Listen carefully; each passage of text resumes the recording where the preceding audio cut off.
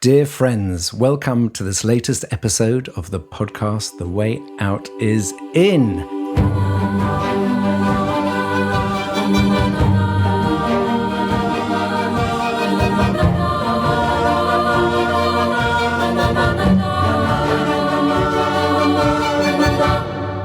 I'm Jo Confino, working at the intersection of personal transformation and systems evolution. And I am Brother Phap Huu, a Zen Buddhist monk, student of Zen Master Thich Nhat Hanh in the Plum Village tradition. And before we begin today's episode, we would like to share something special. On September 12, Jo and I will be recording a live episode of The Way Out is In London. And we'll be joined by author and poet Ocean Vuong, who is a dear friend of mine and who has a deep love for our teacher Thich Nhat Hanh and a deep love for the Plum Village tradition. The evening will be a deep reflection on how we can cultivate joy and togetherness in the midst of hardship, something that we all need. You can find details and tickets at plumvillage.uk/live podcast, and we truly hope to see you there. Yeah, and just before that, on August the 26th, Brother Phap Huu and I will be releasing our second book, which is called Calm in the Storm, Zen Ways to Cultivate Stability in an Anxious World. It's a companion for these uncertain times, and we're really happy to share this journey with you. You can pre-order it now, and it will also be available at the live event in London. We really look forward to seeing you there. And now on to today's episode, and we are going to be talking about the power of spiritual friendship.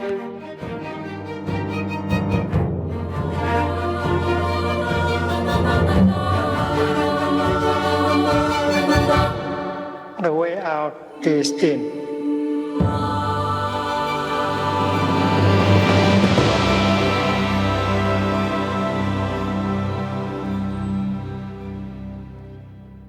Hello everyone, I'm Jo Confino. And I'm Brother Phap Huu. And brother, do you want to introduce our special guest today? Today, we are joined by a dear friend of mine, my soul sister, right and died. Her name is Nho.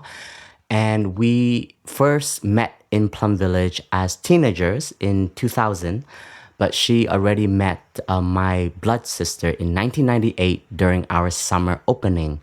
So we're all children of Plum Village, coming for many, many years and growing up to understand what real Buddhism is through TWOII, as well as the Plum Village ways. And in 2001, without knowing, we both made the decision to become monastic. So we became aspirants together in December, and we met in Plum Village.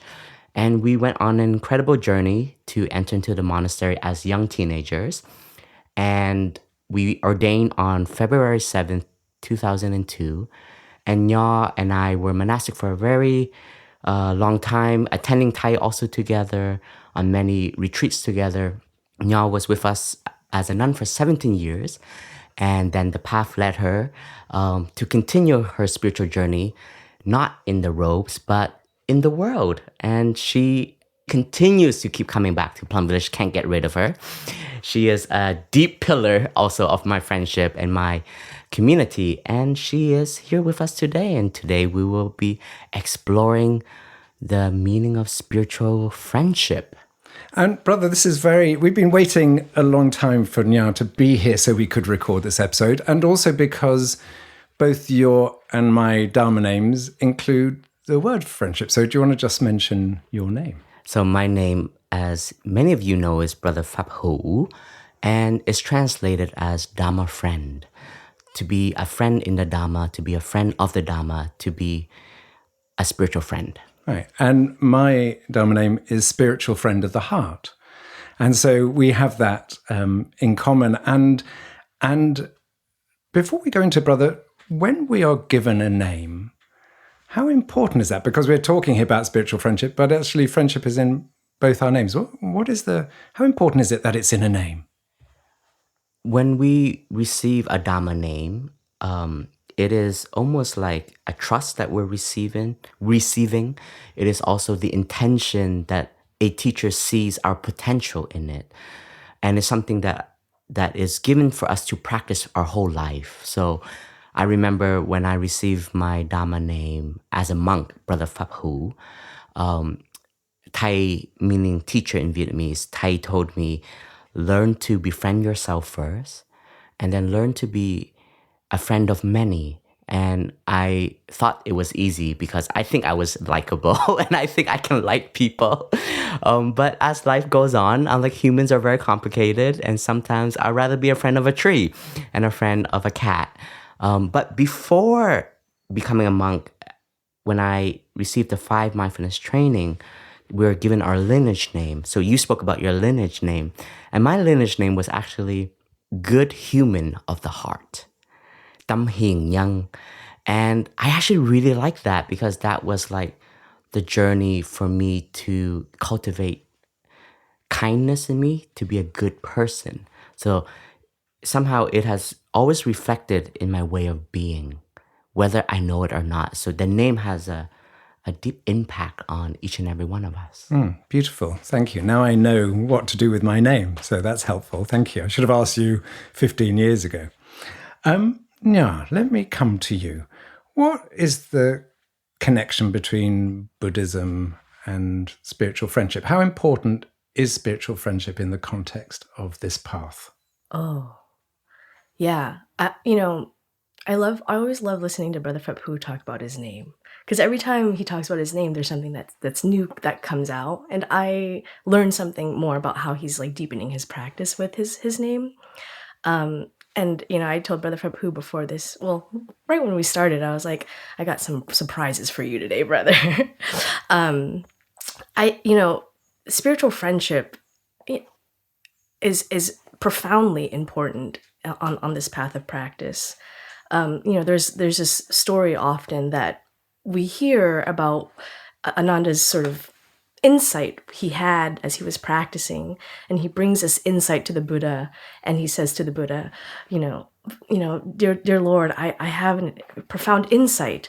I've realized that friendship is half of the spiritual path. And, Ananda's depicted as, Buddha's hot cousin, right? But he's not the sharpest tool in the shed, but he's there. He's a friend to the Buddha. And the Buddha goes, oh, Ananda, silly little goose, right? And he says, spiritual friendship is the whole of the spiritual path. It is the entirety of the spiritual path. And this sort of sets the precedent for a lot of the ways that subsequent Buddhist traditions start to think about friendship. And it's not just the story that exists in the Pali Canon about spiritual friendship. There's other examples where the monks are think that they have to go and practice in isolation, and things take a turn and it's not good, and they come to the Buddha and they're like, it sucks to sit alone in the forest, and I have no insight, I have nothing to show for it, I don't know if I could do this. And the Buddha's like, here are the things that you've done wrong. And the first thing he says is like, you need to have good friends around you, right? He gives 4 points. And this is the story of Meghiya, right? The monk Meghiya. And he goes, monk, you have to have good friendship. You have to have good conversations. You have to have good deeds. You have to have good efforts. And then you have to have a good grasp on impermanence, which I think that's a very beautiful thing to bring together. Good friend. He starts with friendship. Friendship is first and foremost, right? And then good deeds. When you get together with good friends, they sort of take you along. And then good conversation, you get to talk about all the things. And then the grasp on impermanence, right? And the question is all these things make sense, and then this impermanence part, why that, right? And I have thoughts about it, but I would love to hear your guys'. I'm not supposed to be asking the questions, but as I read that story, I often think, oh, why impermanence in this particular list? I mean, obviously, 3 marks of the Dharma, all that stuff. But why impermanence in the list of good friendship, good conversation, good deeds, good effort, and then impermanence? I think you just asked Phap Huu a question. Well, it's a very good koan in friendship about impermanence, because just reflecting on these questions, I've also lost friends in this path. There were those that we became friends because of the Dharma. We became friends because life allowed us to meet each other. And sometimes we meet someone and we can call them a dear friend, even a soulmate, even having the hope of like leading our life forward together. But impermanence is important because it's a notion of a truth that we're ever changing, each and every one of us. And each and every one of us in friendship, there has to be an openness to see our evolution. Because I have an idea about you, Jo, I have an idea about you, Nho. And if I just live with that idea, then I live with you in a friendship of a fixed idea that I have created. And let's say we encounter difficulties. And I think all friendship, we have to have some mud because it's inevitable that we don't agree on things that can manifest on our path. And most of us, I think the pictures that Hollywood presents and the media and the stories we hear of friendship as in we're always aligned. And we know that's not the truth. And in the impermanence, it's only when we truly meet each other truly and we can also outgrow ourselves. Because if we perceive ourselves as a kind of friend also to one person, we will never be a true friend to that person. Because in the journey of friendship that I've learned, it's about love. So to think that spirituality and monastichood and Buddhism doesn't have love, it's a very wrong concept. And it's very dry when we think about Zen, where we have to be rigid and we, don't have emotions and feelings. It's a very wrong perception. And, in this hut here, it has these 4 words. Just when we look through this door, it says the joy of meditation is daily food, and joy is one of the elements of true love. So for me, in friendship, we have to give space for our impermanence of each other. And I've also had friends where maybe we grow apart, but causes and conditions allow us to meet again. And when we meet again, it's a new opportunity. Like, how do we now see each other? And are we open to see the new person in front of us? And I've met people where I've held on to a perception about them. And only when I truly listen deeply and see who they are, now I was like, oh my gosh, you have changed. And even in the community, I just was talking to my brothers. I'm like, oh my God, I'm about to turn 39 this year. And I've grown in the Sangha. And sometimes even the elders in my community, they're like, Phap Huu, you're not 13 anymore. I'm like, duh. But it's sometimes we live with just ideas of like who each other are. And it's harder to break free from that first encounter. It's like in true love, right? Like we may hold on to our partner as that image, that drawing that our memory has stored. And if we are not free from that, then we really won't be in relation of deep spiritual friendship. And I've also learned that in deep love, like friendship is the thread that keeps our togetherness. And just to continue from the thread that Nho started, I think it's really important this history element where the Buddha was like, after his enlightenment, he's like, where are my crew? I gotta build a Sangha. Yeah. So the Sangha, we have a whole episode on the 3 jewels. And the Sangha is a jewel that is so important of Buddhism. And whether we are a Buddhist or not, the wisdom from our ancestors through so many different cultures is like a beloved community is so important.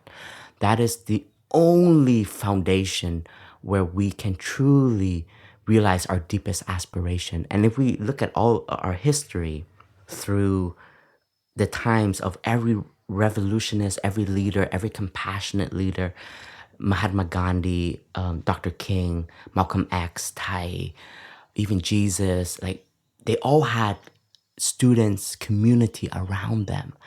And it's so important that we have to come back to this wisdom. And in our modern time, It's all about individual leadership. It's all about individual success. It's a lot about me, me, me, me, me. And Tai, our teacher, one of his realization of our deepest suffering is loneliness, and is of the wrong views of what success is, which is individualistic, and it's bringing back the togetherness. And I think our times of survival now, with all the crisis that we are a part of, I'm not even saying that we're seeing. I say we're a part of, to heal and to transform and to break the chain of suffering. We have to come back to community. We have to come back to friendship. Thank you, brother. And you talking reminds me that when I worked at The Guardian, one of the things I did was introduce, there was no discussions between the managers and the journalists because everyone was so busy. So I introduced this whole system of 360 feedback, and one of the things was a survey of all the staff. And there were about 70 questions people were asked. And like number 36 or 37 was, do you have a friend at work? And the people, the organization that brought this survey and did all the research said that was the most important question of all of them. Because they said, if you have a friend at work, then you can deal with any situation that arises. But if you don't have a friend, then you can very, very quickly be overwhelmed. So given that, let's get personal before we then open it up again. So even with impermanence, you two have been good friends for more than 20 years, and that has endured now through you. Even though you left the Plum Village tradition, you carry on sort of in this field, but there's been the separation of sorts. What is it that holds this friendship together, and how do you support each other? Because for instance, now, Phap Huu, he's the abbot, and we know that people who are sort of the senior leaders in an organization, sometimes that's quite a lonely place, because you have to hold the space for everyone. And also you sometimes have to show sort of strength and fortitude, even if you're feeling a bit stuck in yourself. So maybe to start with you, how has this friendship shown up for you? And how does it show up in your support for Phap Huu, given all his many responsibilities? Yeah. Before I jump into that, Jo, if I may, I've never left the Plum Village tradition. No, great, thank you. Yes, yeah, I've I meant in terms of no I've longer shed being the a nun. robes. Yeah. But I grew the hair. but I'm rooted, right? Yeah. I'm rooted in this tradition. Great, thank you. And so, and it is because of this tradition where I get to engage really deeply with this practice of friendship.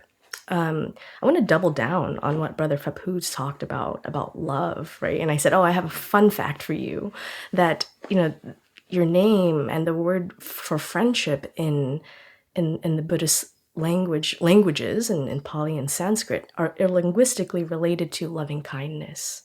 And so it is a practice of love. And I think the whole thing is a practice of love. And I think, Jo, your question was like, what is it? What are the practices, or how has this friendship endured, and how do I see this my practice of supporting Brother Phap Huu, even though I've taken on another form? And I always sort of go back to some of the things that Tai has said. Tai has these little like quotes that we have all over about love, right? Reverence is the nature of my love. In true love, there's freedom. Right. Understanding is another word for love.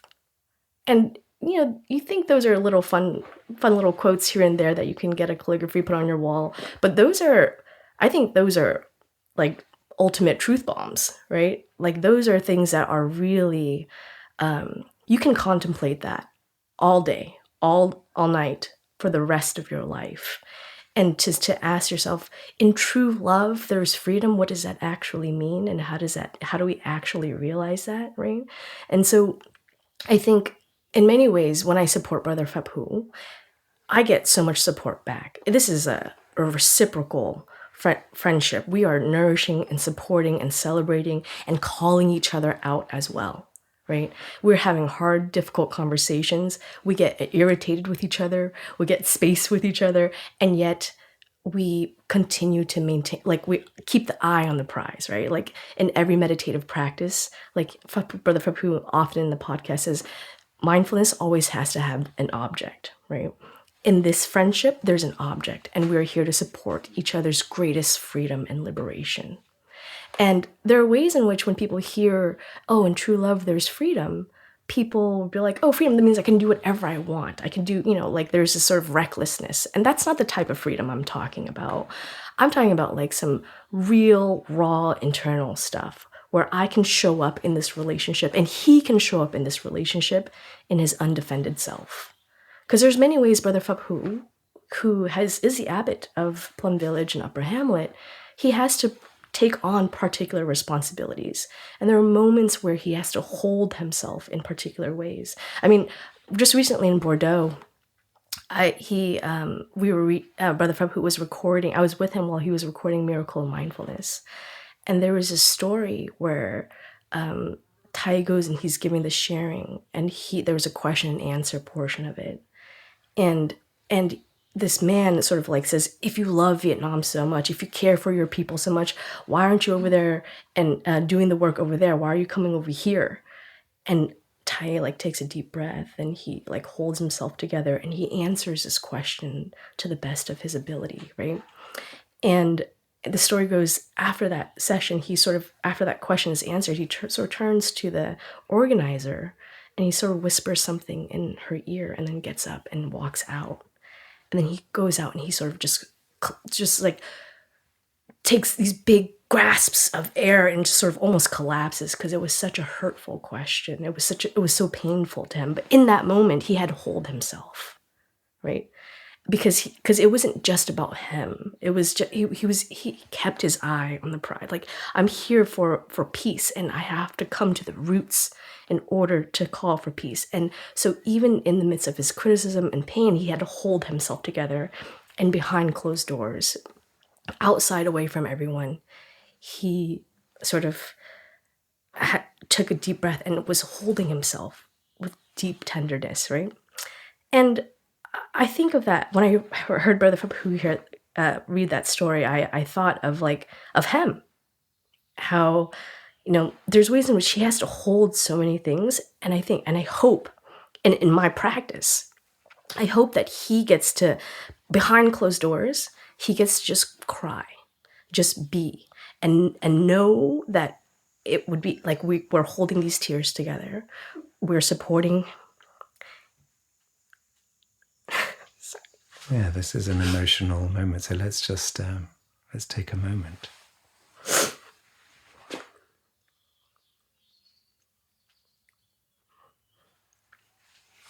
Now, what are you feeling right now? Brother Phap Huu and I have gone through a lot together. Like, a lot. It's hard to explain what a lot is, and it's hard to unpack that a lot. I mean, we've literally grown up together in the spiritual path, and we've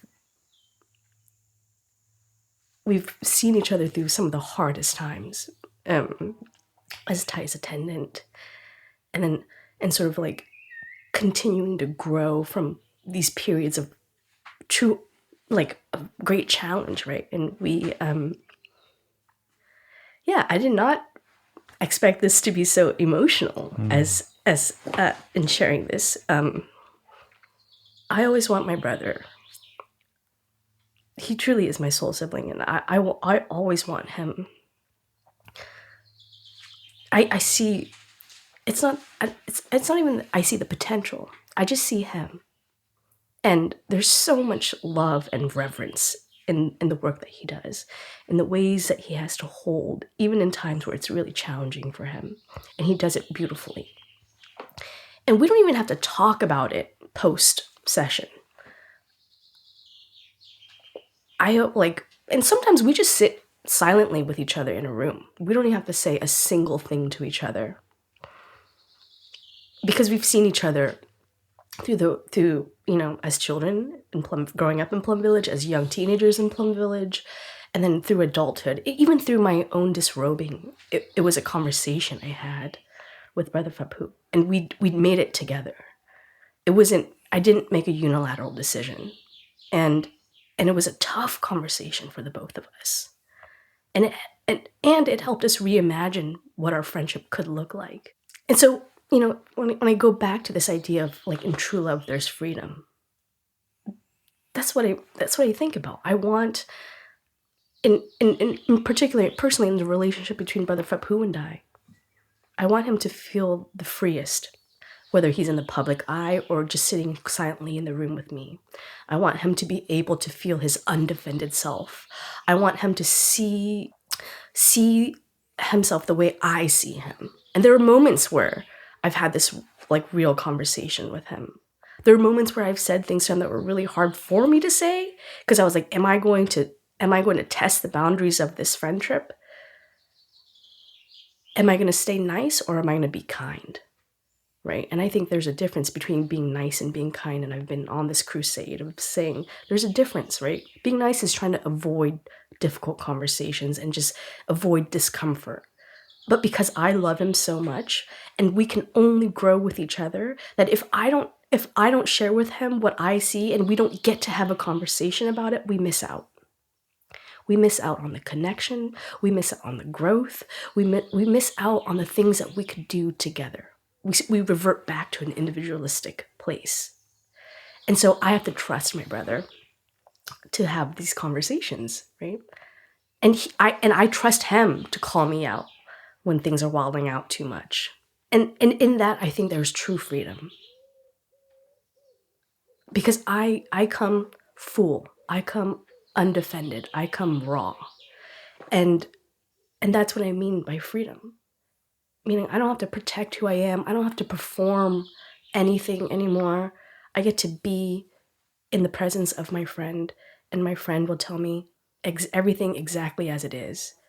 The beautiful, the wholesome, the unwholesome, the neutral things, right? Yeah. And I hope, and the wish is everybody has this. That everybody has a friend where they feel like a deep, deep connection. And you feel safe. And it's okay to come with your full, undefended self.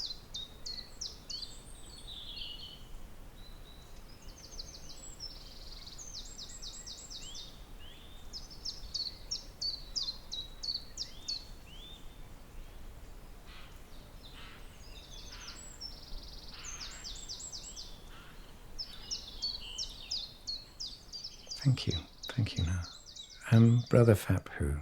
Hey. It's an emotional moment because it feels like is like an anchor for you, like a deep place of refuge where whatever's happening in your life, there's a safe harbor for you to come to. So, what would you like to share about? Yeah, I did not expect to get so emotional, and just tears were just coming listening to Nho speak. And I mean, the Buddha, the Dharma, and the Sangha has a debt to pay to Nho, because it was also why I'm still a monk. And a lot of emotion comes up because I think I landed in a position where I had to witness many of my siblings disrobe. And it felt like all of my like closest friends in the monastic world were asking me permission to leave, and it's always a conversation, right? But it and of course a part of me is like, no, don't go, like don't leave me alone, like don't, like we had dreams, like let's like especially among the Vietnamese, I'm like, dude, we're incredibly like we know what endurance is, like our resilience is incredible because we've gone through like so much as a nation and as a people. I'm like, just pull it through. We'll get through. But that insight from the Buddha and from Thai is like, in true love, there is freedom, and that freedom is the freedom from suffering. And when someone suffers, even in the monastic life, because of all the conditions that come together, it can't continue. This path can't continue this way, but it doesn't mean the spiritual path doesn't stop. That's impermanence right there, right? And impermanence is hard. It's a hard truth to swallow. It's a hard realization to embrace. And maybe it's my own defense mechanism. Like yesterday, like this is present moment. Yesterday, we just, in a bhikshu meeting, we just read a letter of a monk disrobing. And there's so much love in the room where it's painful, it's hard, but there's the letting go part is so difficult. And it was so sweet though. Like one of our brothers was like, yeah, okay, we support you disrobing, but don't disrobe yet. Because we have a canoeing trip like on the 1st of July, and today is the 28th of July, right? 28th of June. Yeah. Of June, excuse me. And he's like, I want you to still be a monk on this last canoe trip with us. It was just that kind of friendship. It's like, we know you're going to leave us, but let's row the boat one more time together as a monastic. And then you can leave after that. And it was something so simple as that. But then it was like, that is love. And that is like, because as a monastic, non-monastics can't join this boat ride, this canoeing trip. So it's like, I still want you to have this energy of siblinghood that you've experienced for 5 years with us, and take it out into the world. And a part of me was like, yeah, like in my mind, I was like, okay, let's disrobe tomorrow. Let's get it over with, And there's a part of me that maybe like I've numbed myself from like the departures of my siblings. But yeah, sitting here and just bringing that, and I was talking about that conversation, I remember it vividly. It was on a phone call, and just the love of giving permission for her to be who she is and to let go of the monastic form. But that doesn't mean our relationship ends. And it's been so profoundly, our friendship has only been deeper and deeper. And like I've shared on the podcast about my moments of crisis, and in crisis, you don't look for your parents, you don't look for your teacher, you look for friends who you can vent, who you can be unapologetically yourself. It's like, I'm going through a horrible time, and I need to just let it out of my system. I need to let the energy flow. And in true friends, like, they give you the space where you also want to respect their listening. So it's an incredible journey of sharing from the heart. It's not just like, I don't want to just dump my trash on Jo or Nho, I just like, because you are there, I want to share with you the truth. I want to share with you in a way that I'm also reflecting it back to me. And it's been like, like I was supposed to take a sabbatical this year, and it's the two of you that has, really shined the light. Like Nho last year or 2 years ago, I can't even remember. But she's like, Phap Huu, I don't think you're free. And I was a little bit like what do you mean? That's a judgment. That's a heavy word to say. And the monk's robe represents freedom. It's like, but I adore myself in the robe of freedom every day. And I was like, say more, like in an aggressive way, like. Yeah. He was like, say more. Yeah. As the arrow came. Yeah. I was like, I don't accept this. I don't accept this. And she was like, well, I think you're moving. You're moving around the community, not with your true self, but with all the expectation that people have given you, and maybe your own mind have created it. But I know that you have a freedom that you can step into, and that is the greatest gift you can give to the community, because that's your true self. And that was very hard to hear, and because the construct of the mind was like, no, I am a free person. But then when a friend says that, also, at first you deny it, but then it stays with you for weeks, months. You meditate on it. And there's truth to that, because also in love, there's a bitterness to it. It's like, if I love you, I will actually tell things that I really want to tell you. But if I don't love you, I'll just do whatever the heck you want. Just go down the path of destruction. And it's very true in community, in friendship. So when I receive like this kind of feedback from someone who I grew up with, and I know it's a truth gift that you have to receive with humility, even though it's difficult to swallow. And like in Eastern medicine, a lot of medicine are very bitter, but it's very healthy for you. And then, just thinking, Joe, like, in that time, like how much space you gave me, and that one day when you're like, Phap Huu, you seem so free. I was like, holy macaroni. It's true, I do feel free. And sometimes we as an individual, we have so much blind side that we can't see. Our mindfulness doesn't have that 360. Our awareness doesn't have that 360, because we still have manas, still have desire, we still have greed, we still are looking for recognition, we're still looking for approval. And it's a manas. It's not a negative thing, right? That we learn in Buddhist psychology. Manas is just our looking for survival. It's looking for an identity, but it has a lot of blind side in manas.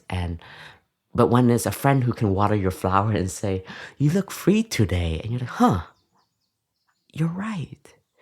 So when we started this conversation, and just realizing what we've been through together, it's just holy. It's not a, I don't take it lightly, friendship, and I think sometimes, on our Facebook or our Instagram, how many friends do we have? And that's such an illusion, it's not the truth of, I'm not saying, the friends that we connect online are not real. It's just, there are some level of depths when you've met somebody on the path, though. And thinking about Thai, like, Thai saw his students as his friends. And he said, he told us, he's like, Thai has to practice with having students. He said, Thai would be lying if I tell all of my students that there are students that are not my favorite. I would be lying to all of you. Thai would be lying if to say that there are some students Thai don't connect with. And Thai has to put in effort to open his heart, to learn about them, to expand his mind, to bring them into his collective prayer, his collective thoughts, his collective wish for them to be a wonderful human being and to be a lineage holder of this tradition, so that they can transmit. When I heard Thai say this, I felt safe. I'm like, oh my God, because I'm judging everybody in this community. It's like, because I definitely have brothers and sisters that I can say are my ride and die, And there are siblings who I'm just like, I'm never going to have a cup of tea with that person. And of course, in Buddhism, our deepest wish of the mind of non-discrimination is like, we chant this every day, but it's hard. It's really hard. And then when you hear your teacher saying, there's some of you, it's so easy for me to love. And then there's some of you, it's going to take me maybe a lifetime to practice, to open my heart. That is just so much truth and so much practice. And I speak on this as to give all of us permission to see that love and friendship is an art.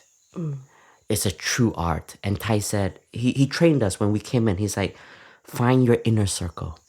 Find those who you can, in our language today, can vibe with, right? You have the same vibe. You can talk about what you've been through, your childhood, the times that you were yelled by your parents, the beatings you receive, the like what we grew up, Backstreet Boy, what songs did we like, Britney Spears, and so on. Like talk about the worthy things that we think we can't talk about. Yeah. And then the deepest wishes that we have for one another, even though it may be the simplest things. Like, I just want my parents to accept me, And then from that group, Tai says, that develops a kind of lifeline for you. But then you don't stop there. You expand your circle, or you enter into new spaces. Because we shouldn't see ourselves limited to just one inner circle. But then to have that refuge as a circle that you can come home to, always coming home to, I have arrived, I'm home. It's one of the greatest gifts. Tai, as a teacher, has his inner circle where he can just drink tea with and just ask, like, was my Dharma appropriate? Was my Dharma, did people understand my Dharma? For a teacher to have that was so important. And I remember he even asking me, like, Phap Huu, do you think Thai's teaching was good enough today? And I'll be, Tai, dude, it blew my mind. I don't know about other people, but like, shoo, like, it's going to take me a lifetime just to apply that insight, But to think, Jo, like, you speak on so many people, Sometimes it's lonely in different positions that we enter into. And we have to expand our hearts and our way of being to bring people in, because we need friends. And for me, to have friends where I can drink tea with and just not talk about Sangha, it's one of the greatest gifts, To have friends who is like not asking me a question. It's just like, who won the championship of the NBA today? I'm like, dude, that's the conversation I want to talk about. It's like how has the NBA developed? Like, how have the players evolved? And it's such a place of just being. Because even as monastics and Nho's an academic, Jo, you're a coach, you're a husband, you are a father. Like, but we are not only that also. And I think the friendship is to give us space so that we can be all of this. I think that is an ongoing practice. And I've learned to also accept my siblings. Like, I've accepted Nho as the new Nho. Like, we grew up as teenagers and I had an attachment to that. And then her, like, honestly, like, she's a high achiever. She has all of these degrees. She's doing a PhD. I'm going to have to call her Dr. Nho one day. Say it with your chest. Say it with my chest. Say it with your chest. But I know that are just also titles and means for us to be of service. Even me as the abbot, as a brother. That's just a means. But deep down, it's just like... Same aspiration. Like, we are just continuing to apply Thai's deepest wisdom. And one of his wisdom was siblinghood. He told me, he said, one of the greatest gift of Plum Village is actually not the Dharma. It's not the meditations. It's not this podcast. It is the sense of community. He said, that is the greatest gift we can give to people. We have... we just finished a retreat here in Plum Village, and somebody came to me and said, brother, was it intentional to call the circles that we create in the retreat a family? And she shared with me it was difficult to say family, because she's like, I was adopted. So it's a very heavy word for me. And I said, yes, it was very intentional that our teacher told us to use the word Dharma families, because he recognized that so many of us don't have a sense of belonging even in our blood families. But we're not limited from that family. There's a family of friends. There's a family in spirituality. There's a family in organizations, in communities that we can create, in schools, and in our life, in the Dharma, in spirituality. There's a friendship. There's a family, a connection in spirituality.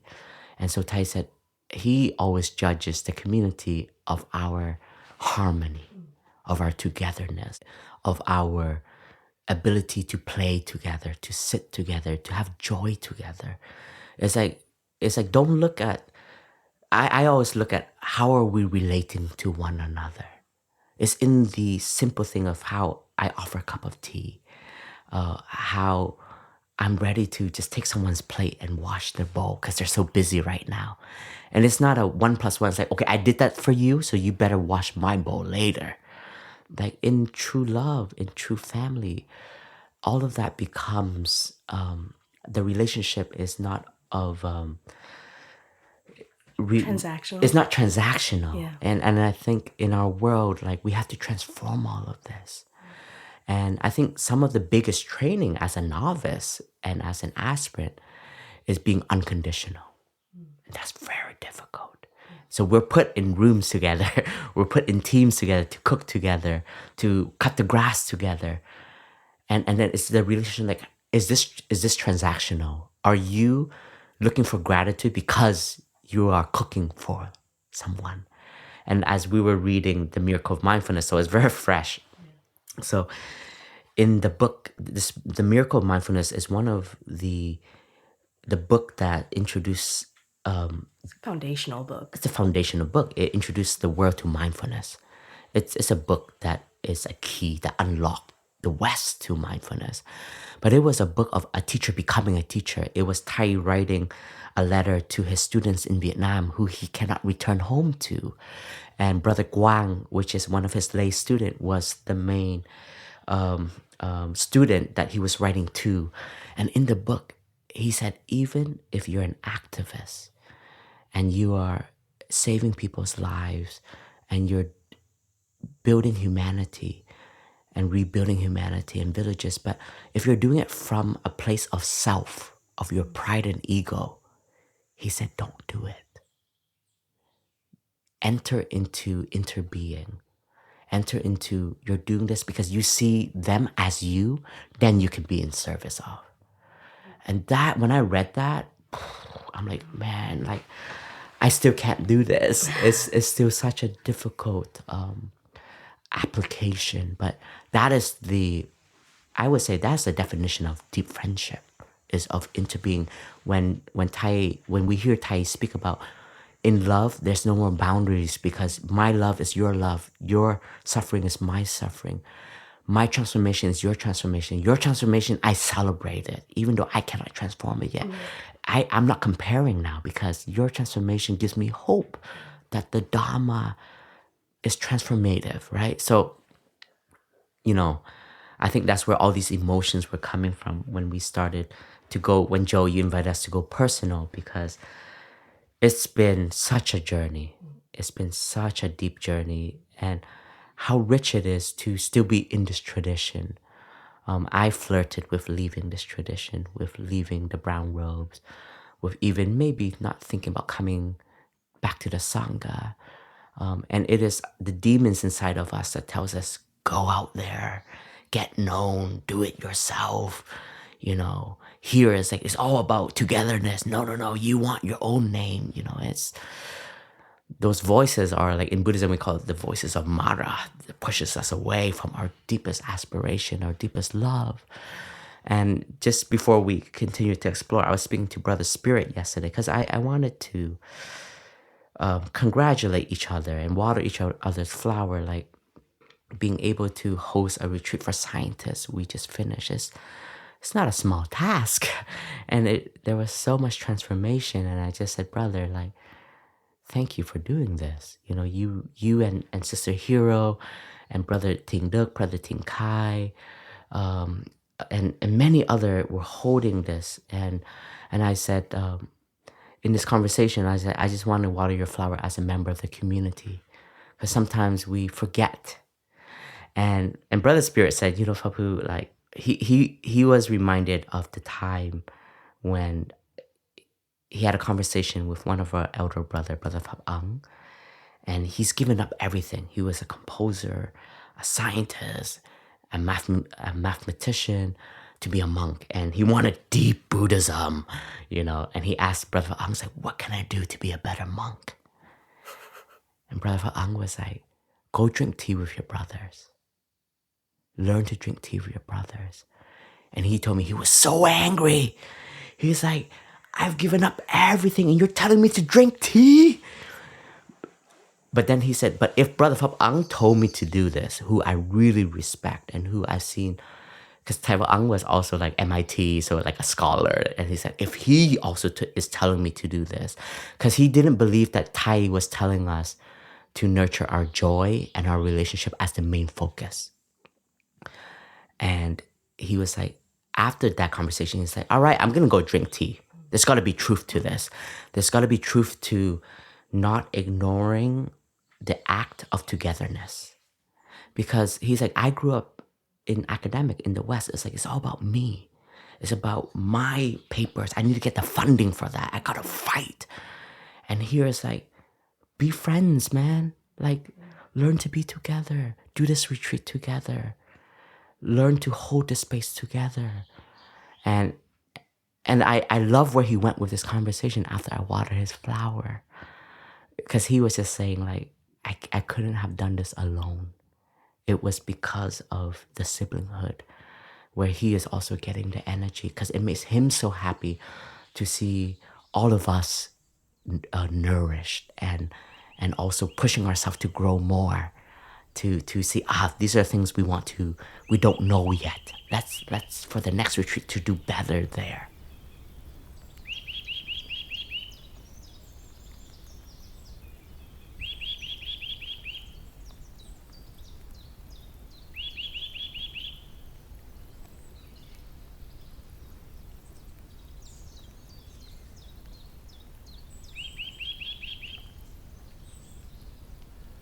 Thank you, brother. And one of the things the word that keeps coming up in my mind is trust, because we can only have this when there's trust. And there's something about we have to trust ourselves first. We have to be friends to ourselves first. We can't truly be a friend to someone else if we're not able to find that within us. And also, you talked about common aspirations. And I remember, well, it was Paz, so I'm married to Paz. And I think that is more than anything a deep friendship. And Thai once said that, you can share the same bed, but if you don't share the same dream, then it's going to go nowhere. And I know that because we're both on this path, it is it's not that we have a common interest, because that would be such a sad way to do it, but we have such a understanding of this path, the purpose of this path, what this path offers, how we can be in service as a result of being in this path, that it just means that our lives are woven together, and also we have our freedom in that. And I always remember, for me, Paz would say, love is commitment. That often people feel that by committing to something, they're losing their freedom. But actually, it's when you really commit that you are free. And also, just to talk about, there's friendship in everything. So in our relationship, I give Paz permission to be completely honest with me. And she gives me permission to be completely honest with her. And that, for me, is like perfect communication. It's like empty of a separate self. Therefore, the communication can be perfect. That we trust each other, we love each other, we're friends with each other. And that allows the difficult conversations to happen and for it to be maintained. and their practices in the Plum Village tradition, like beginning anew, that help us. And then I just want to share a bit about sort of my coaching practice, because a lot of the time people have deep shame and guilt that they find difficult to share with themselves, but they certainly find it difficult to share even with their closest friends. But in a trusting coaching or therapeutic relationship, people can just release that, and these difficult sufferings dominate people's lives. They literally are like huge weights that weigh them down. And just being able to just share that, just being able to just honestly share that, and for that to be held. And for it to be held, there needs to be the presence of holding it. So to know what pain is, we can't be present for pain if we don't know what pain is. And we actually can't be present for pain if we don't know there's a pathway through the pain. So the sort of Four Noble Truths are, in a sense, the gateway to be present for people. Because if we don't know suffering and don't know the cause of it, we don't want to hear it in other people. And if we don't believe there's a pathway through it, then we can't be present to it. And we try to fix it for people. So now I want to just read a quote from Tai, which I brought along. It's the first time I've actually organized anything before turning up. This is obviously a very bad sign. But Tai said, "A true friend is someone who understands your suffering, who listens deeply without judging, and who is capable of being there with you in difficult moments. They don't try to fix you. They simply sit with you in mindfulness.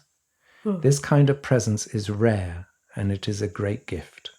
When you find such a friend, cherish them, because they help you touch the peace and freedom that are already within you." So I just want to come to this place of fixing. Because in my experience, often when we're a friend and someone expresses a suffering, it resonates to our own suffering. If we don't know how to handle that, we either try to close the conversation down, minimize it, saying, "Don't worry, you'll get over it," or come up with the solution. That you can be sitting there, listening to someone say, "Well, I know what they should do." Yeah. And then you just tell them what to do. So can you maybe share a bit about really what deep listening is? And even in relationship to Phap Huu, Phap Huu, for instance, has come to you with his pain. And we, there's a part of us that in any friendship, we want to fix someone else's pain. We want them to be happy. But you talked about not being nice, being kind. Yeah. So can we just talk a bit about that? Allowing people to be in their pain, but not needing to fix it for them. Yeah. I think it goes back to the thing that you were just talking about. I think it's trust, right?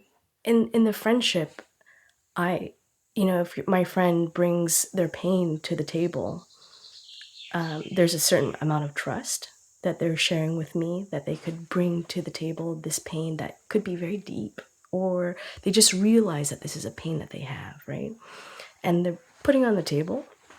And I also have to trust that they will figure things out, and that I just have to be there to witness, right? And so I think in many ways, holding space for your friend to both be and become is an art and a practice in itself. Like Brother Phap Huu said, friendship is an art.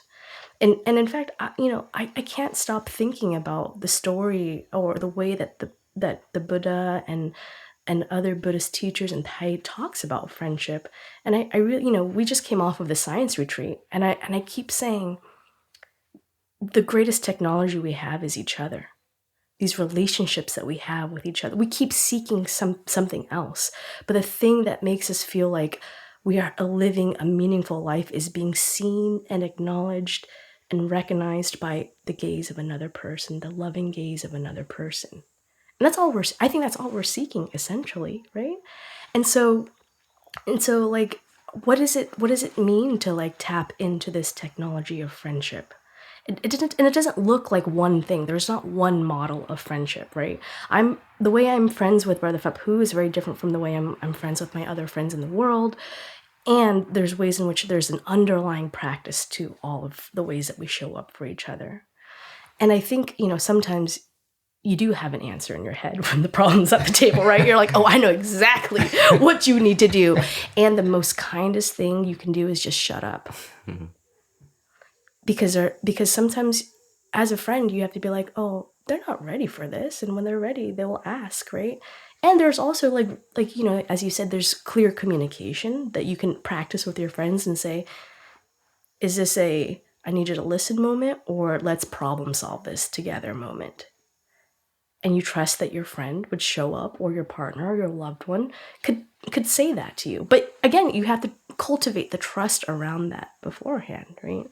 I think there's again, another sutra where the Buddha talks about what is the 4 things of a bad friend and 4 traits of a good friend. And the 4 traits of a bad friend is someone who just gives you lip service and then abandons you. 1 is a person who gives you lip service. And then the second trait, a trait of a bad friend is someone who abandons you when you have a hard time, right? Or when you're facing adversity.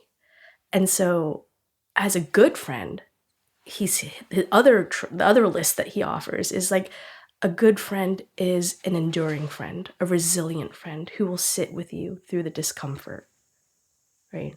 And so I think if we're taking friendship really seriously as a practice of love, and we take seriously what TWOII says about love, that it requires understanding, then to understand in that moment, what is it that my friend needs? What is it that I can do to show up for my friend is a mindfulness practice in itself. And it's that relational piece. It's not a transactional piece because, like you said, Jo, you have to tap into yourself, right? Before you trust another person, you got to trust yourself. And so in this friendship, oftentimes we think this is something that's very outside of me. But I think we got to take the Buddha seriously. And he's like, this is the whole of the spiritual path, how we relate to each other. This is the greatest technology we have for a meaningful, well-lived life. Right? And so I think, the fixing part, and let me tell you, as a young nun, there was lots of trying to affix here because by nature, I'm a little spicy, right? And spicy. I can tell. That you didn't need to say. And, some of the nuns were like, you need to drink some of that milk and simmer that spice down. We're not here for this, right? And it was tough. It was really tough for me because I felt so I wanted to be seen and acknowledged and loved, but it meant I had to fix myself in ways that were not true and authentic. But when you're trying to show up in friendship and when you're trying to show up in true love, you get to be exactly who you are, right? And I think this is the beauty of the community, right? If we are a community that lives in harmony, everyone gets to show up exactly as who they are, and that becomes an offering to the community when you know how to celebrate and support their being and their becoming. And I said to Brother Phap Huu, I was like, I said to you, TWOII has given us these little nuggets every now and then in his Dharma talks, but he sort of plants a seed and sort of lets you cultivate it so it becomes something. And, before TWOII would always say the next continuation of the Buddha of TWOII is the community. And as I was reading through some Buddhist text and, some linguistic stuff, I was reading about the future Buddha Maitreya. And his name actually just means a friend of loving kindness. Mm. Do you know what I mean? I was like, this guy, he was planting these seeds. He's like, he really was he's just continuing the lineage of friendship, of connection, of trust, of helping each other see each other. And like you said, Jo, the Four Noble Truths is a way that we help each other see each other. And sometimes what I think my suffering is, my friend is like, oh, homie, no. That's not what your problem is. This is what your problem is. And when we can help each other, and people think the Four Noble Truths is hop, skip, jump, easy. It is hard, right? It is so hard because sometimes we want to indulge in our own delusions so that we're like, my problem is this. And the person who loves you is watching you and you're like, actually, this is what I'm seeing. And so your friend actually helps you get to that first noble truth. And it's sometimes hard to be honest with ourselves. And so I think it's like the greatest technology where we get to rely on each other, get to trust each other. As we trust each other, we start to learn how to trust ourselves as well. Because there's sometimes Brother Phap Huu would say things to me, I'm like, I don't know. I'm not so sure about that. I was like, let me sit on that, right? But to be able to have that conversation, right? Because we're not trying to be nice to each other, we're being kind to each other. We're taking each other very seriously on the spiritual path. And we get to say, that's a great idea. And sometimes I'll be like, that is a terrible idea. Why would you even think that? That's horrible, right? And so to be able to help each other arrive at that first noble truth. And then we get to ride the waves all the way down to the fourth noble truth together. And we get to be a sounding board. We get to have these conversations. We get to be the continuation of the Buddha, continuation of Tai in all these beautiful ways, right? And so your original question, I think, Jo, was the importance of not trying to fix people. not trying to fix but be people. present for people. That's right. The question is, can you just be present for yourself? Yeah. Brother Phap Huu. No, just something that's just been coming up, like in one of my facilitation, new unlocking technology was sometimes I just help repeat back what someone has shared something. I say, so what I'm hearing you say, da da da da, and sometimes with a little bit of a more, also saying what you're trying to say, because in the deep listening, especially in friendship, like in community, like I know to a degree of my monastic sibling, like their stories, their suffering, their noble truths. And sometimes it's so important just to reflect back the source of the second, which is like the source of suffering. And there was recently in a conversation I had with someone, was because I wasn't trying to fix the person, because I don't know what to fix. But thanks to listening to them, I was like, you need to hear what you're telling me. Yeah. And I repeated it, and this person had a realization of, then he's like, let me sit on that. Yeah. And sometimes, like, it's so incredible, like just the learning of deep listening. It's so powerful. And a lot of times we think deep listening is to equal loving speech. But actually, it's sometimes just deep listening. And I've learned to come more to places really of the unknown. I enter spaces I just don't know. Yeah.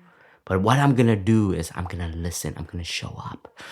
And remember Jack in our podcast, and Jack, our producer, he was recently here for a retreat, and we talked about this. I really was trying to ask him, like, Jack, how do you prepare yourself when you're composing and you're helping bands create music? And he's like, brother, my first reaction is, I don't know.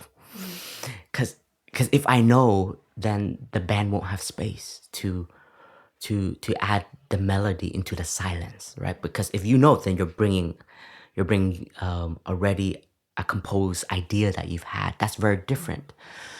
And so I've actually applied that, like, because I like to be organized. And one time we were sitting in this hut with like a bunch of organizers, and one of the friends like, I like chaos. And I'm like, I like organized chaos. I don't like chaos. I like organized chaos. But that also means there's a place for the unknown. Yeah. But I guess the organization in me is actually my own center. It's like, when there is the unknown, how can I move with it? Then, because mindfulness is light, mindfulness will shine the light to what is being said, what is not being said, what the energies are present. And it's incredible, the deep listening. And my new language is like, Tai has given us so many spiritual technology. And I think that if we just apply it and we stop looking for something more advanced, more the enlightenment that we're running after, Like these practices are enlightenment. They are the realization of great beings of like, guys, just listen to each other. It's like nations, right?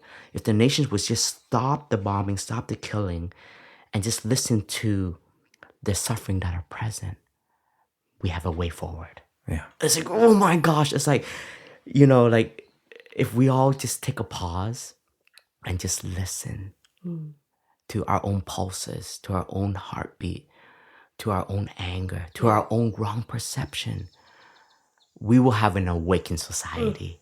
And I think this is why, you know, Thai's deep insight of like a collective awakening is the only cure to our suffering. It's I'm coming back to this, Joe. I'm coming back to this, Nho.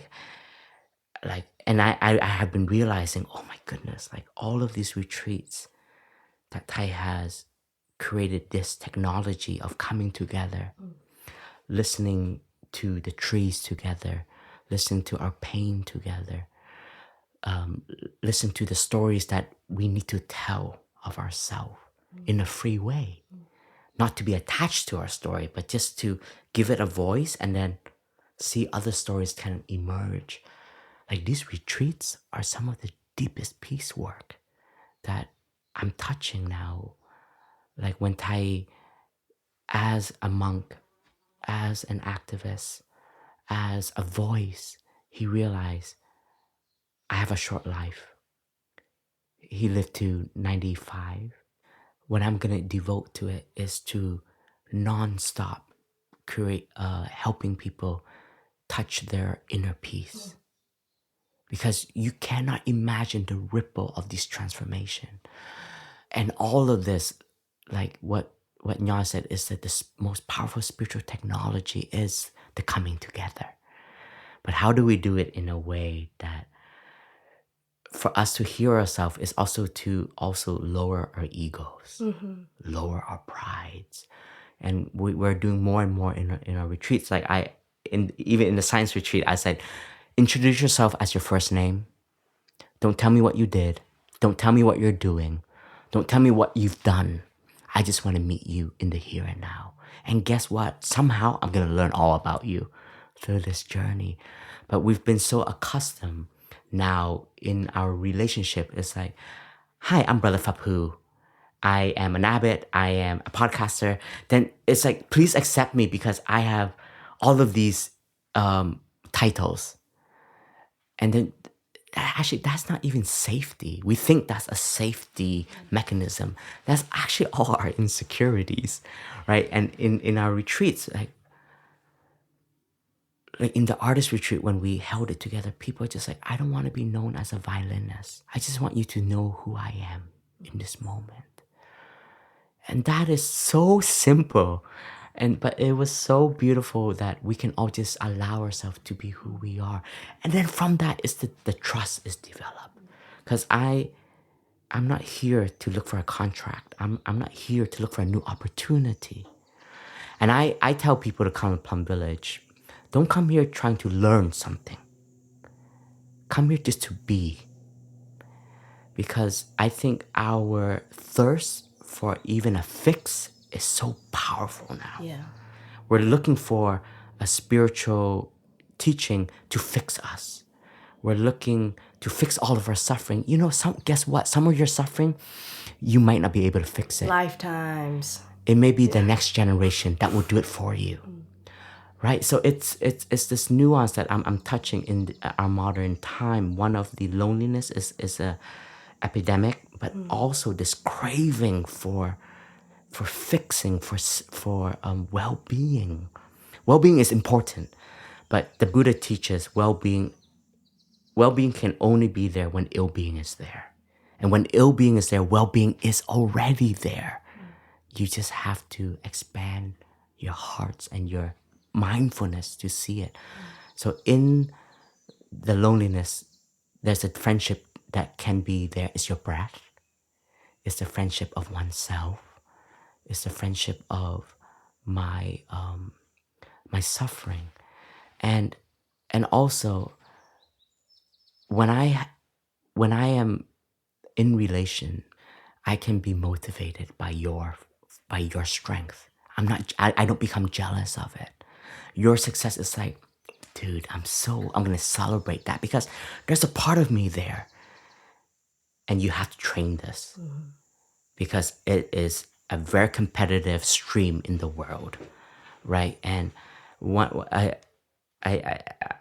shared this of a deep friend who was here in the artist retreat. He was a monk, and he joined a 5-year program, and he left.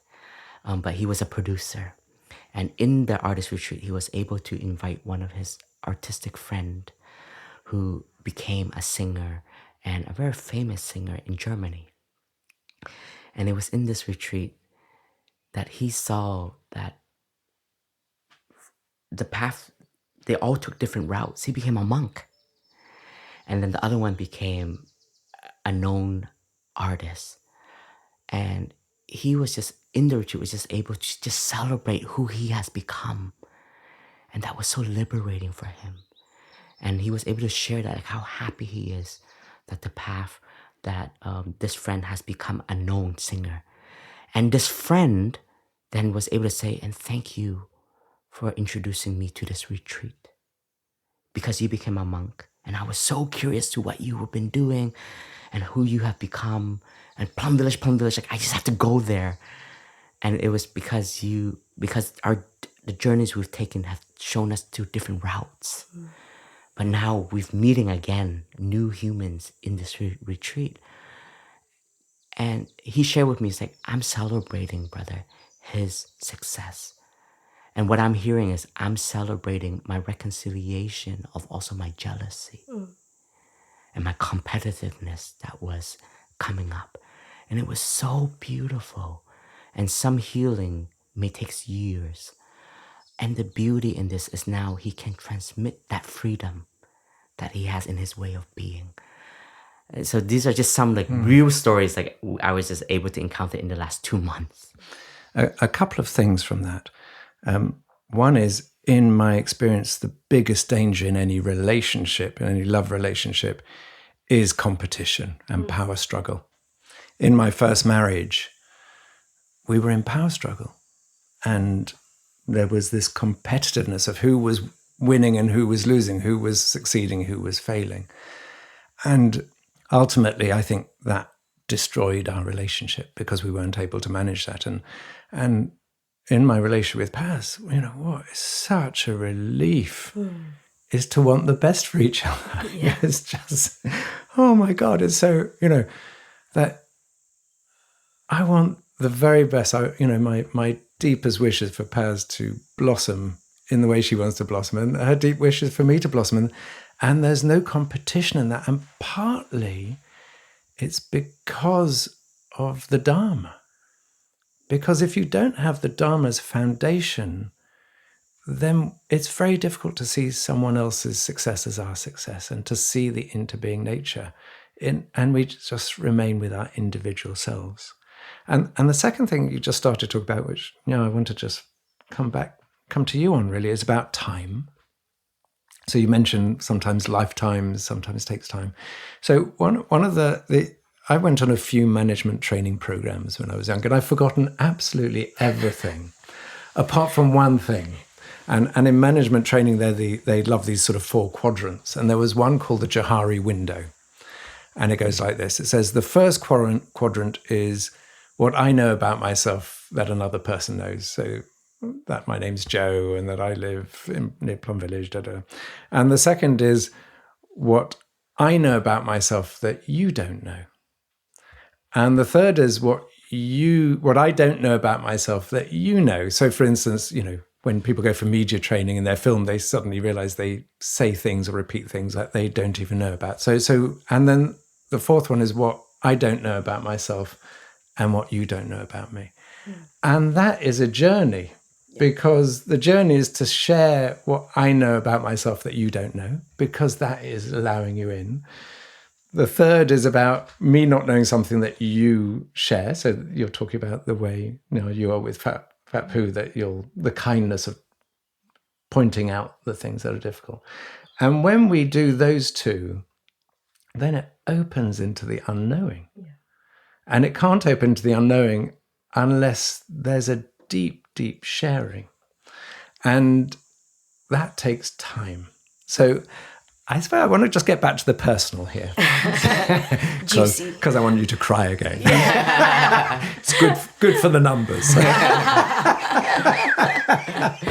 Good thing you don't see my ugly face when I cry. So. I'm a cute crier, so Just focus on that. Focus on that.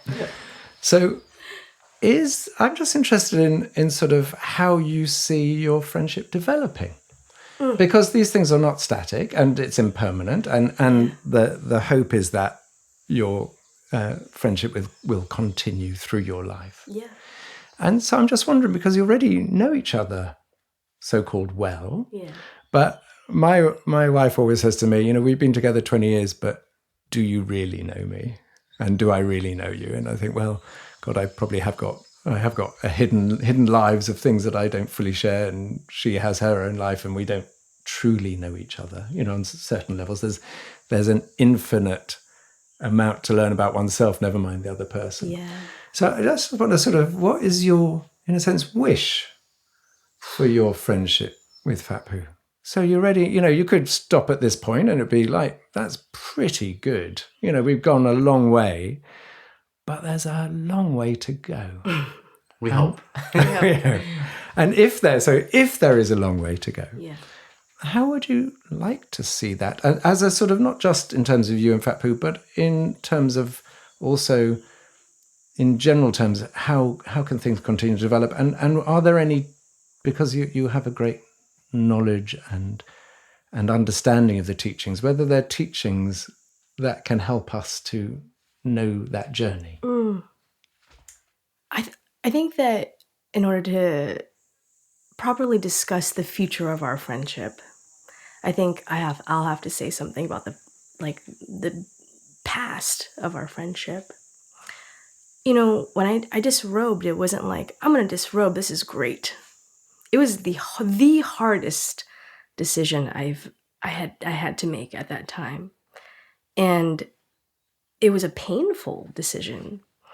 And it wasn't just the decision in that moment where I was like, I'm disrobing. I mean, that's all I had known for my young teenage life into my young adult life, was being a monastic and holding tight to this vow that I had. And when Phap Huu and I had this conversation about disrobing, I always thought, I wondered if I was a failure. There's a world in which you're like, dang, I had the chance to kneel in front of Thai, take these vows with my brothers and sisters, and here I am, returning these robes. And at that moment, it was such an intense moment. And sometimes there's not so much now because of the friendship. But in the beginning, I just could not shake off the feeling of being a failure. I didn't do the thing that I said I was going to do. And then I would look at Brother Phap Huu, who is my best friend, my soul sibling, the one that we've just, again, ride or die. And there were moments with him, and I looked at him and I was so jealous. Profoundly jealous of the life he got to live as a monastic, because that's all I wanted. And I think that Thai has given us so much. I said, in the beginning of the podcast, I said, in true love, there's freedom. Reverence is the nature of my love, right? And, all these things that Thai says about love. And one of them is, in true love, love is being truly present. And in the moments when I looked at Brother Phap Huu, and I was like, God, if only I could have that. I actually had to learn to be present for myself. And to hold that. And I think that because, Thai has all these little seeds that he would just drop in these moments that were so hard, because again, it's the original aspiration, right? I always say it's my first love is this monastic life. And, there's ways in which when you think about, your first love, you're like, it could have been. It should have been. I wished it could have. right? And there's ways in which you got to get to that first noble truth for yourself, and you can only get to that first noble truth if you're present and be truly present for yourself. And so when I was sitting in this presence of these feelings that I would never want to have with my brother, right? I would never want him to know that I was jealous of his monastic life. There's one time he didn't know anything, but one time we were having this conversation, I always skirt around the question, why did you disrobe? And one time he just said, and I was giving one of these, like, causes and conditions. I was trying to, skirt around it. And my brother, in a true moment of friendship, said, can I interrupt? And he said, some of us are really lucky. And some of us are less lucky sometimes when it comes to the conditions. And he said, I so happen to be lucky. And my sister didn't have all the conditions there for her. And for the first time, I was like, oh, I felt this. He didn't know it. I only told him weeks later, months later. But for that, he was so present for me in that moment. And he saw me fumbling with this part of my becoming. And he came in and he swooped in and he gave me a raft and it delivered me, right? And I think in that sort of presence that we had for each other, without ever having to fix each other, but noticing, oh, in this moment, I need to show up for her in this way, or I need to show up for, he helped relieve me of this sense of failure. And it allowed me to sort of just sit with this, what it meant to fail as a monastic. But then in this presence that we shared with each other, in the practice of being present for each other, it helped us reimagine what it looked like to do the work that we once made a vow to do together, right? And so here I am, rocking this head of hair, right? Rocking my fits. And he has opinions about my fits. He lets me know if my fashions are on or off point, okay? Yes, it's true. And we get to reimagine together what it looks like to continue the work together. And there's no longer this feeling of jealousy, but I'm like, bro, you ultimate monk. I'm here, I support and celebrate it. And he goes, sis, you out there, this is what we're going to do. And so everybody gets to ride their own Dharma. And it's true. I think that if I stayed a nun, I would just spend my time being in trouble all the time. I love my nuns, by the way. And I know I'm a particular flavor that is sort of sometimes hard, right? And so to be able to, like, Mr. Rogers? Yes. Yes. When he received an award one day, he made the whole audience meditate on those who loved you into being. He's like, let's take a moment to think about and bring forth those who have loved you into being. And I think that is such a beautiful practice in terms of your previous question, Jo, about fixing each other, right? Because sometimes we think that we have to come with an agenda and we're like, if I love you, I'll fix you, I'll do all these things for you. But in fact, it really is loving someone into being, into who they are, into the Dharma that they are going to be, their own expression of the Dharma as they are, right? And how do you love someone into being? Go back to Thai's saying, true love is being present. And I'm just doubling down on what Brother Phap Huu said, where you practice is just to be present first for yourself so that you can be present for the other person. And then when everyone can be for real with themselves and when everyone can be clear and complete with themselves and who they are, that jealousy that comes up, the sense of failure when I look at my brother doesn't come up. It really goes back to what Phap Huu said. When he helps retreat and transform suffering, that's me too. I'm part of that. And when I'm outside and I'm giving lectures or I'm working in the corporate world and I'm doing the thing outside, I bring him with me. And so I think that when I reflect on the past of our friendship. Because again, we're humans. We're real with each other. And the feeling of jealousy and yearning for what he has helped me understand a little bit more. And the ways that he responded to that when he saw me fumbling with myself and my own becoming has helped me respond to actually reimagining and really tapping into myself. Actually, what are my strengths? What are the things that I can offer? What does it really look for me? What does it look like for my own authentic expression of the original aspiration and the Dharma as I see it fit for me? And for those who I love and for those who I want to be present for. And that's it. That's a thing about fixing, right? Because fixing, you're like, there's a particular model of your problem and I know exactly how to fix it. Because you're sort of, boxing in the problem. But the problem for each person is very particular. It's very different, Your suffering is your suffering.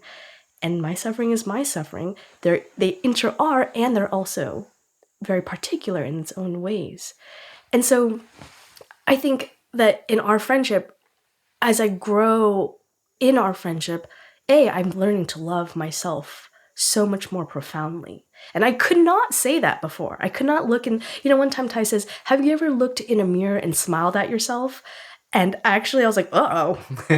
I've only looked in the mirror to check for flaws. I've never looked in the mirror to smile at myself. And I actually went into the bathroom immediately after I heard this, and I went in and I smiled at myself, and it was the most awkward smile I have. I was like, ooh, I've never smiled at myself. But being in friendship with Brother Phap Huu has allowed me to smile at myself and to say, hey, yeah, I could love myself. This is cool, right? I could be present for myself. I could stay with the discomforts of the things that are arising in me. And I could, at the same time, I could be able to cultivate that love, that presence, that patience, that generosity for myself so I can offer it to other people as well. Right? So like the loving into being piece is the presence, is the ability to stay with the discomfort, is to be the ability to help each other reflect each other so we can see ourselves in another light, so that we can truly show up just as we are. And as we think about the future of our friendship, I don't know. I'm stepping into the unknown. Yeah. But the vow is whatever iteration Phap Huu shows up with, I'm here for it. I'm here to love on it. I'm here to understand it. I'm here to ask about it. I'm here to criticize it if it needs criticism. But I'm here for it. I'm present for it. And truly, if it wasn't for Brother Phap Huu, who we wrestled with the idea of my disrobing, and he's the one who brought me home. Right? In so many ways, like Brother Phap Huu says, there's so many ways in which, I'm still a monk because of Nho. And there's so many reasons why I'm Nho. It's because of Brother Phap Huu. And when I say he invited me home, it literally was an invitation back home to Plum Village. And I was nervous to come home. I was nervous to come home with a head of hair, no longer in brown robes. I didn't know what it meant to not be a monastic and to be in Plum Village. I didn't know what it meant to walk into Ty's hut and to not be in robes. As you are now. Yeah. Sitting in Ty's hut without robes. Yeah. But the invitation to come home is the invitation to come home. It is the invitation to come home to the place of my becoming. And it's also the invitation to come home to the home that I once had abandoned inside of me. And I think that is sort of the wish that I have in the friendship with Brother Phap Huu. Is like, I don't want him to abandon any parts of him. I want him full, raw, real. And I think that is the greatest gift that he can offer the community, the world, just, the cosmos. And I can see that that's exactly what he wants for me too, to be able to show up real, raw, true self. And so in the future, what is our, what do I want for our friendship? Everything as is. And more. Tai has that poem, if you ask me, what do I want? I will say, I want it all. I want it all. I want every single part, every single bit, every single iteration, every single manifestation, because it's going to feed me too.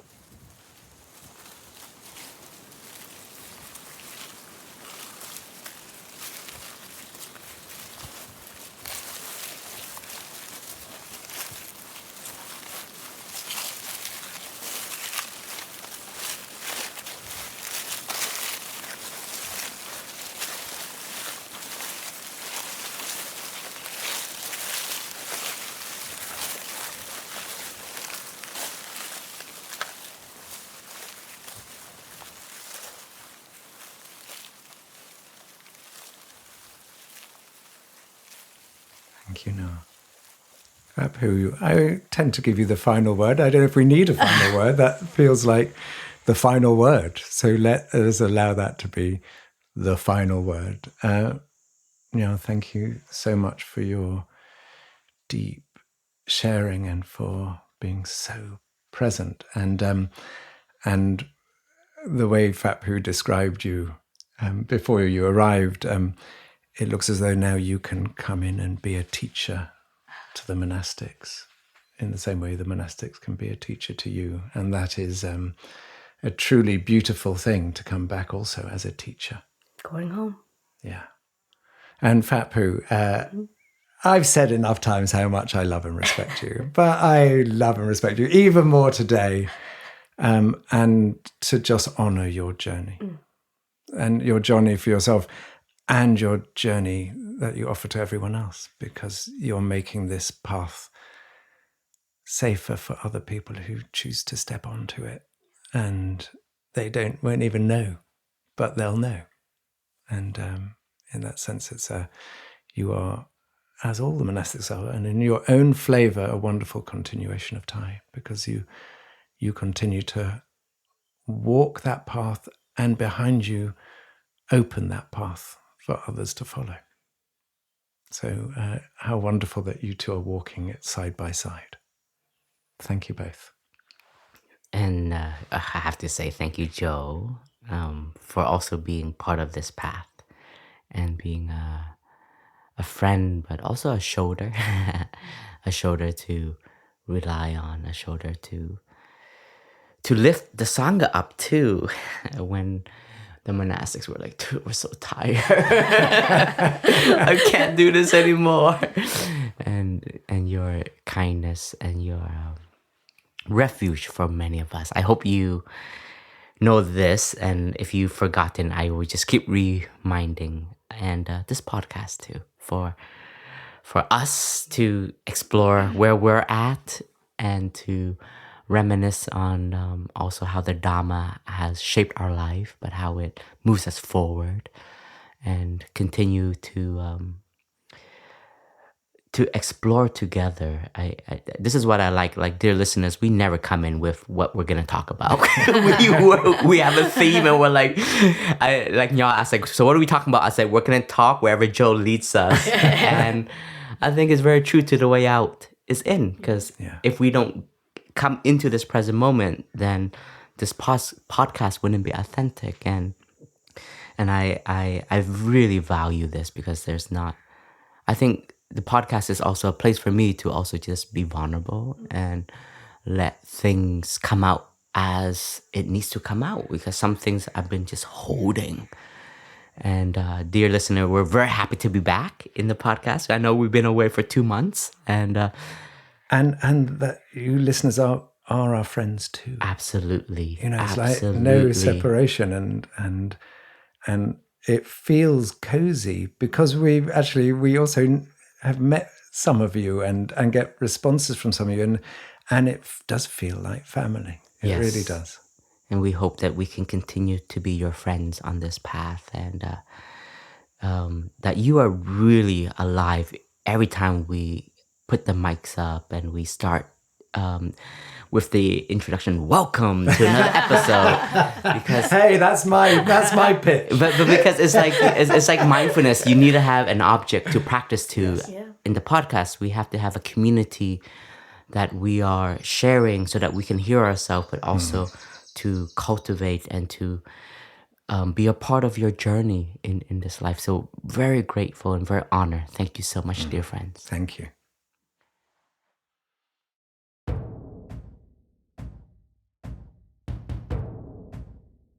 Dear listeners, we hope you enjoyed this episode. If you did, you can find many more, and you can find us on all podcast platforms, so on Apple Podcasts, on Spotify, also on our own Plum Village app. And you can find all previous guided meditation of this podcast on the on-the-go section in the Plum Village app. This podcast is co-produced with Global Optimism and the Plum Village app with the support from the Thich Nhat Hanh Foundation. If you feel inspired to support the podcast moving forward, please donate at tnhf.org/donate, as well as you can also support our construction projects in Lower Hamlet after the fire incident, as well as other infrastructure projects that are the home of many monks and nuns and the community. And we really want to offer our gratitude to our friends and collaborators, to Clay, aka the Podfather, our co-producer, as well as Kata, our other co-producer. Grateful to our other friend that is also named Jo, who is our audio editing, Anka, our show notes and publishing, and Jasmine, Cindy, our social media guardian angels, as well as today, Georgine on sound engineer, as well as Paz, who is a continuous support in the room. Thank you and see you next time.